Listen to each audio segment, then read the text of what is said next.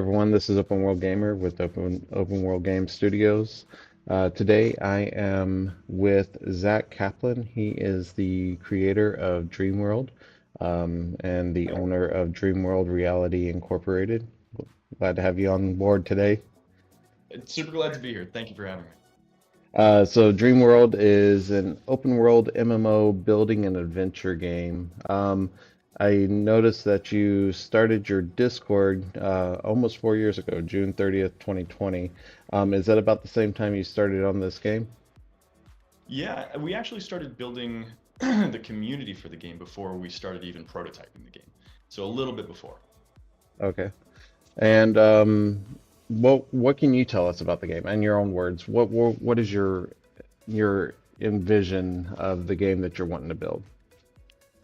So I think the most accessible way to talk about it at a high level is if you enjoy Minecraft, if you enjoy Valheim, you are going to really love Dreamworld.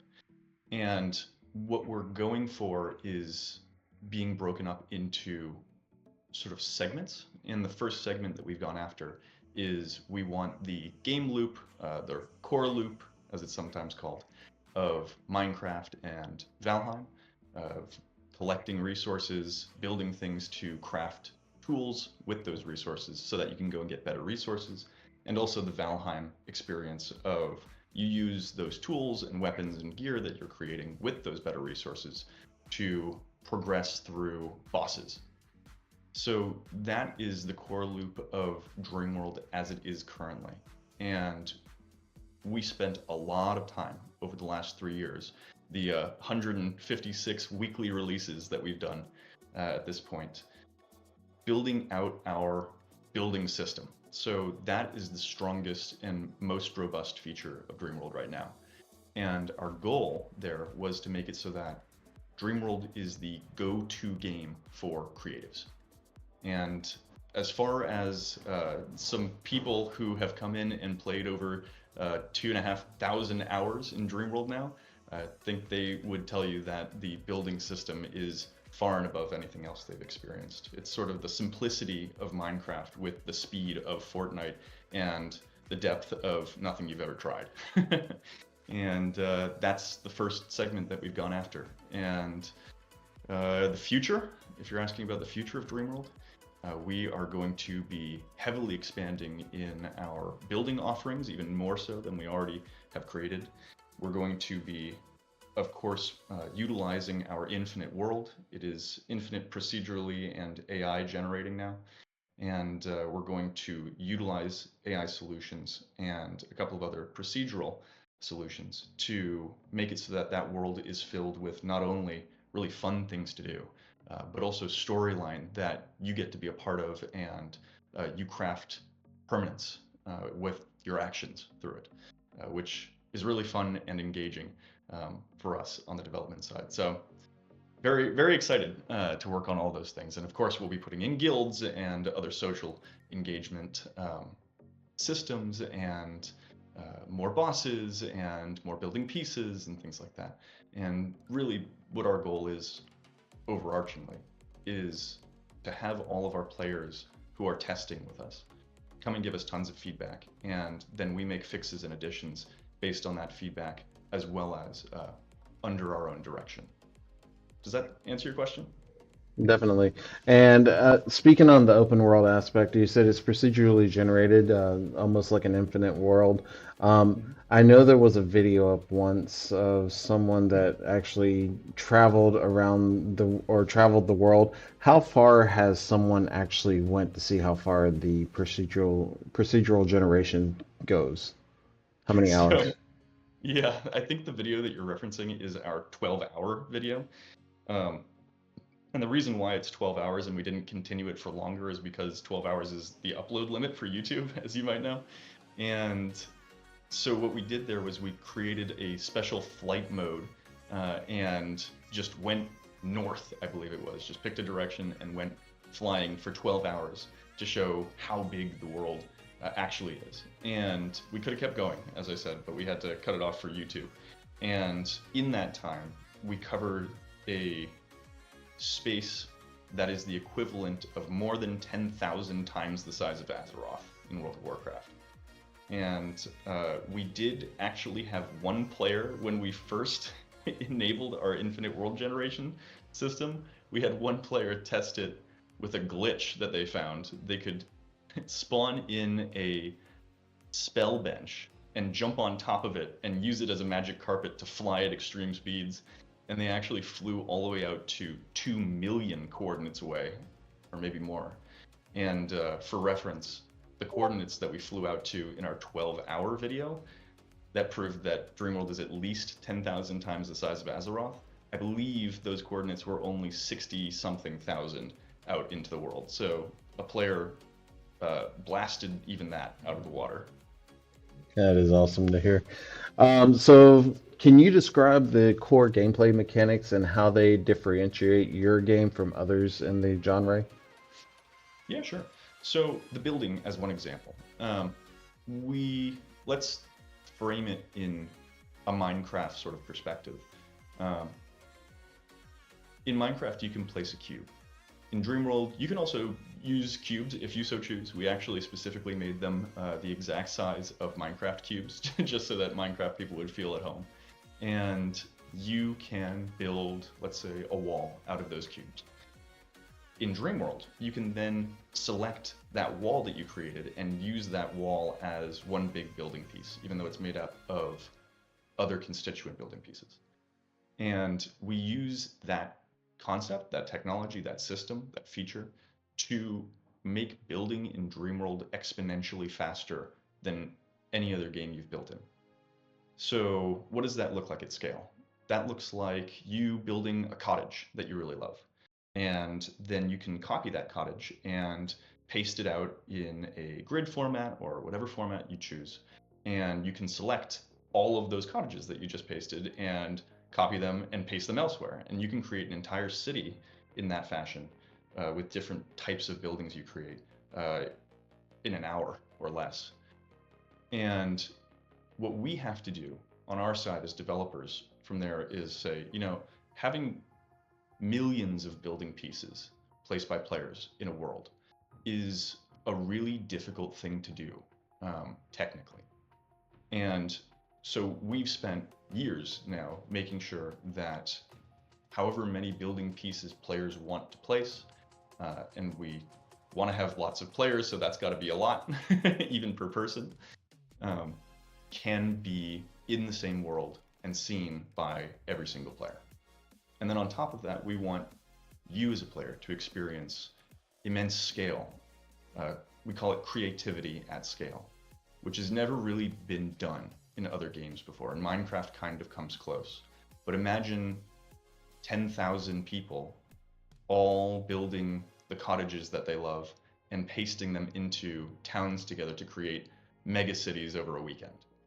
That's the kind of building we want to see, which will then be further augmented by putting in things like moving building pieces and building pieces that enable you to snap other building pieces to them and they move in certain ways to create mini games, to create Fall Guys situations, to create Roblox type worlds and things like that, where the goal is that players are utilizing the same building system they've been utilizing to make any building they want to very quickly, but also imbuing them with activity such that the user-generated content is more in-depth and more vast than has been seen in any other game.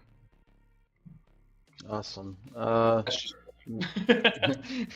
What inspired the concept and story of Dreamworld?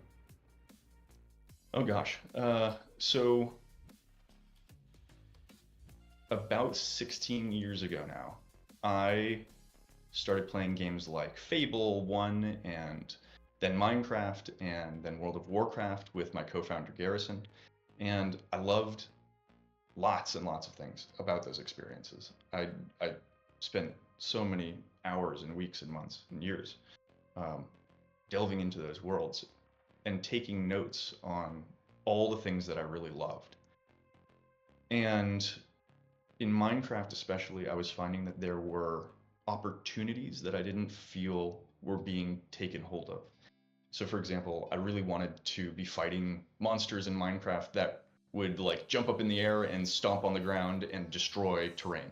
And it felt like that should have been in, and it wasn't. And so something like that I would take a note of and say, if in the future uh, it would be possible to see a game with this, I would love to play that game and see how that feels. And over time, that list became a 10,000 page document.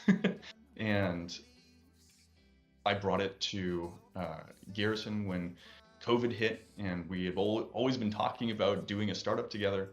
And conflux of COVID and other factors with work made it sort of the perfect time to actually do a startup together. And so I brought him this 10,000 page document, and I said, it'd be really cool. We've been loving all these games that we're playing together over the years, over more than the last decade.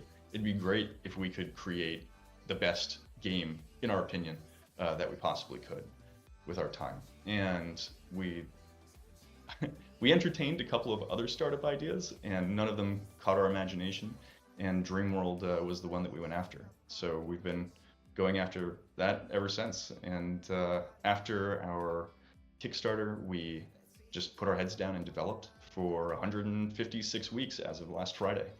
And we've made 156 consecutive weekly updates to the game and brought it from where it where it was 3 years ago to where it is today, and we're really proud of it. Awesome. And speaking of those updates, how have you addressed the player feedback from previous updates in the development of Dreamworld? Yeah. So actually, there are a couple people in our Discord who are very vocal about the things that they want changed, and then also when we change them, they message back and they're like, "This was changed," and it only took like a week or 2 weeks for this to be updated. So I guess to give you a concrete example, one of the things that was a thorn in the side of our players for a while was when you go into crafting benches.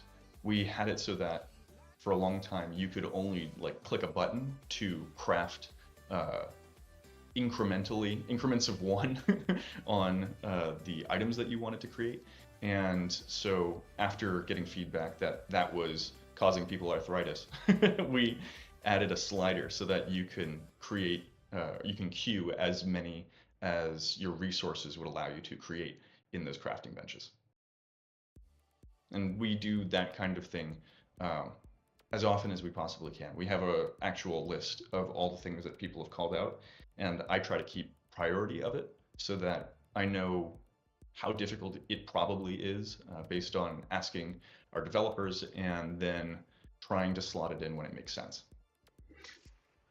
And then speaking of some of those feedbacks, what challenges have you faced during the development process and how have you overcame them? Oh yeah. Well, so one of the challenges that was really interesting to me was trying to figure out how to create the infinite world full of interesting, beautiful things and have everybody see the same thing at the same time. And I couldn't, I'm not the guy to tell you exactly what the details on the technical developments were there, but seeing the evolution of it from, all right, we've got one small world and uh, nothing can happen on it except for placing assets. And now we've got a deformable world and it's a bit larger, but we're still limited on the assets that we can place. To, all right, we've got a slightly larger, fully destructible world with spawners on top of it, meaning trees and rocks and things like that. And people can destroy all of the spawners and they can destroy the topography, but we're still limited in the amount of people we can have in here. To, oh, okay, now we're not throttled on the amount of people that we can have in here, and we're not throttled on the amount of building pieces they can place, and our world is much larger. To, wow, okay, now we finally cracked the infinite world problem, and we also don't have a limit on the amount of building pieces that can be in game, and the amount of people that's in game is more than can be on a World of Warcraft server.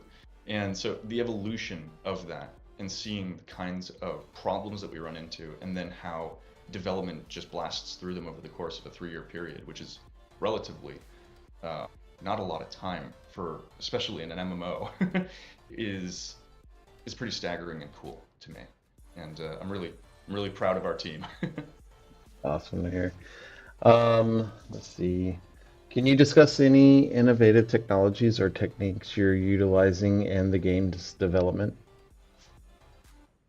Yeah, do you have anyone in mind that you want me to talk to?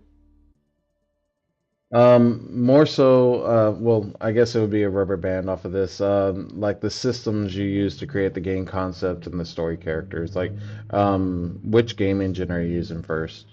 Oh, yeah, sure. So we're on Unreal Engine 5. I think that we actually this week are upgrading to 5.4. Okay.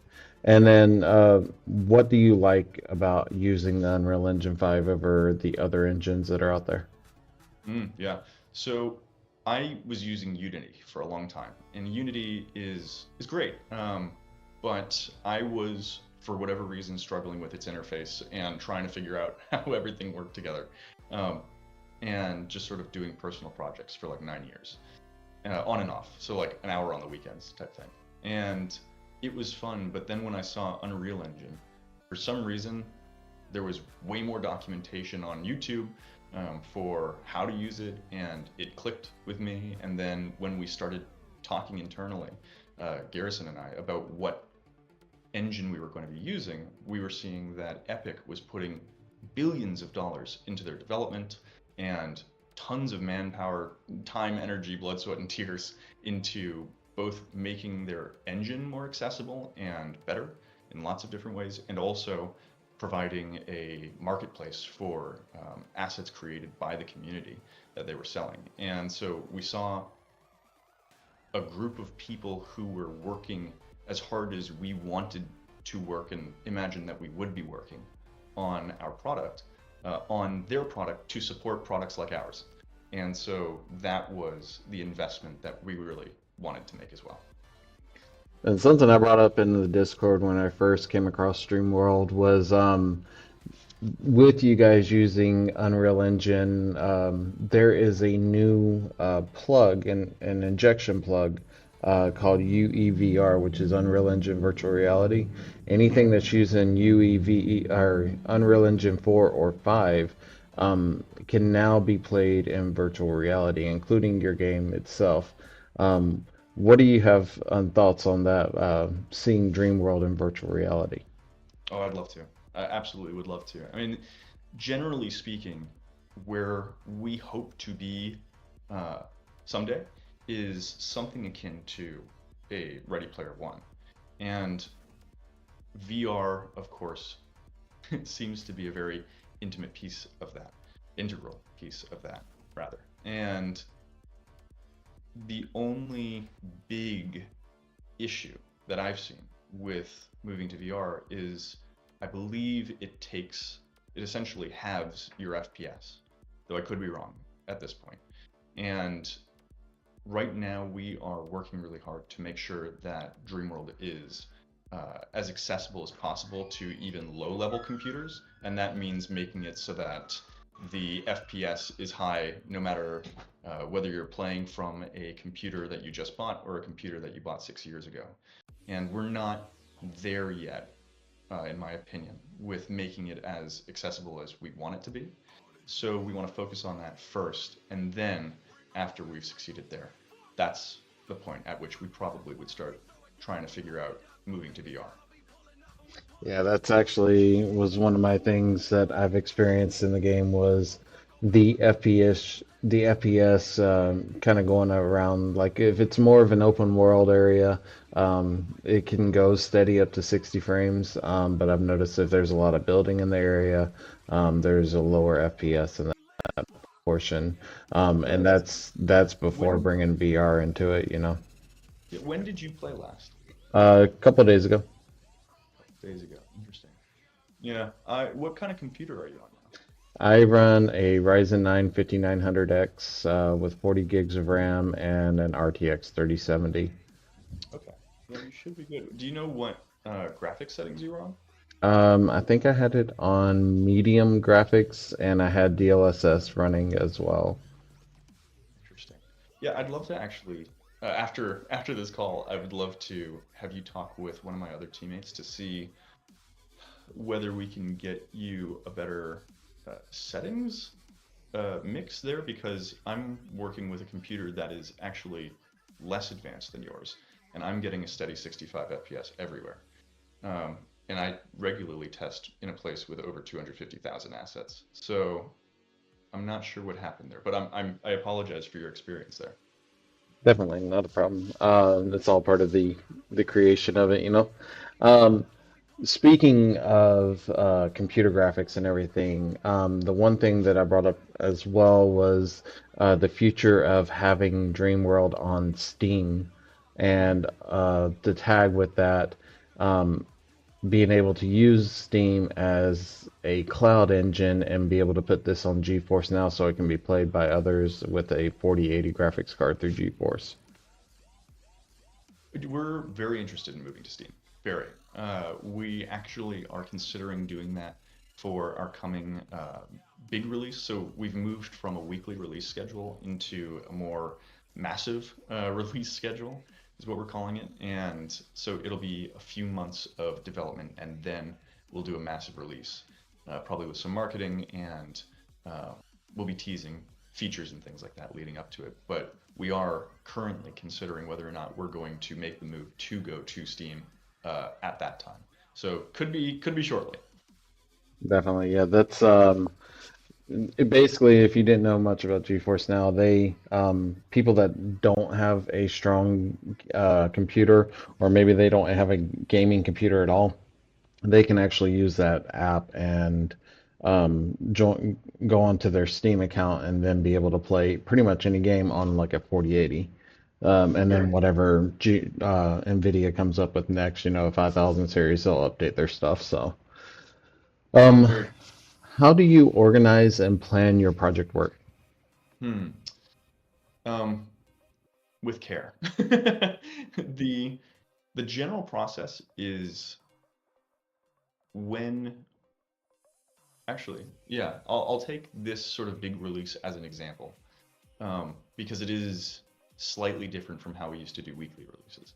Um, Basically, the process is figuring out where we're at in our development, which doesn't take a lot of time because we're constantly on top of it, and determining what the next steps for certain features would be so that we can determine whether or not those next steps that we could get to within X amount of time would be really massive and significant for our players and their experiences. So, for example, one of the things that we are going after pretty heavily in this coming large release is our subterranean experience. And we looked at our caves and tunnels experience that we have in game in production and said, you know, with a few weeks of effort here, we could actually make this the one of the prime experiences that you want to have in Dreamworld, as if not more beautiful and varied and interesting, even than our current surface biome exploration experience. And so when we finally say, okay, with this sort of push, we could get this massive thing, then it's up to me to go through and say, all right, these are the sub projects that we would need to focus on. Then I'll pull in development, and development will tell me ETAs for every single one of those sub projects. And then from those ETAs, we play Tetris and try and fit people's time into different weeks and even day sprints, and then from there we start in. We have tons of conversations. Everyone gets on board with all the major concepts. Everyone brings up whatever questions they have or concerns they have for certain development, and then we allocate time. We allocate individuals to certain sub projects, and along the way, so starting day 3, we check in and let's say that's a Wednesday midweek. We check in with teammates and see how progress is going, and then I'll check in again on Sunday or Monday, and we just sort of move in a 3-day cadence of checking in to see whether or not things are moving smoothly. And whenever people get blocked on something, they immediately ping our help channel in Discord, and other teammates will rush in and try and unblock them. That's generally speaking the cadence of our development. All right. And then with it being in development for 4 years, I mean, the gaming industry is ever changing. I mean, you go back, what, not even 6, 7 years ago, BR, Battle Royales were like the thing. And now Mm-hmm. it's changed to survivals and open worlds. And then we got more of a fantasy stuff coming through. How do you personally stay up to date when with the latest game and software trends that are out there? Oh, every morning I get in for about an hour or so. I will be scanning YouTube essentially, and over the course of 4 years now, my YouTube is pretty highly curated to show me all the new games, all of the new how-tos. It is heavily surrounding the sort of new news in gaming, new news in Unreal, new news in Unity, new news in um, indies and things like that. So I try to have my breakfast to the tune of what's new in gaming every day. And that's greatly helped me find cool things that have helped with our development, things that are definitely trends, how people do their marketing for games, how people with no budget do marketing for games, how games with millions in budget do marketing for games, that kind of thing. And it's actually the process by which we found the tool that we're using for our voxel generation right now, which is kind of cool to say that just watching YouTube in the mornings with breakfast led to some massive disruptions and updates in how we create our game. And then, so I know there's not a definitive date just yet, but when are y'all expecting to kind of have a completion date to like put it out to the public? I like, yeah, I know you said about Steam and stuff, but like right now we're in Alpha 2. When are you looking at, I guess, more of an early access release? Mm. Yeah, so we're not focusing on anything beyond the next release. And the next release is the start of our themed and larger releases. Um, so what we do internally is we think about what is going to be the next most impactful set of things to our players, and we go after that. I think when we get to the point where our players are organically inviting tons of their friends and having an amazing time, and they're all retaining for months at least, at that point, we would probably say, okay, we've created the basis for what is an incredible experience here. Now, what we want to do is tidy everything up, make it feel as polished as possible, add something new that's big, insane, and fun, and say that that is now our uh, whatever you want to call it, full release. But the truth of it is that we're going to be developing on Dreamworld for as long as we're working on Dreamworld, and we hope that that's a very, very long time. So we have, for example, a list of features that we want to get to that is already more than, based on our current cadence, which is actually pretty fast, more than 5 years long. So more than what we've already done is still on our plate to do. I kind of answered one of my final questions, but just another tag on to that one. Give me just a second. So, in terms of whenever you do release, are you looking at a solid price for the game, or are you looking to trend like dual universe and go to like a subscription base per month for the game itself? I would like to keep Dreamworld free to play for as long as possible.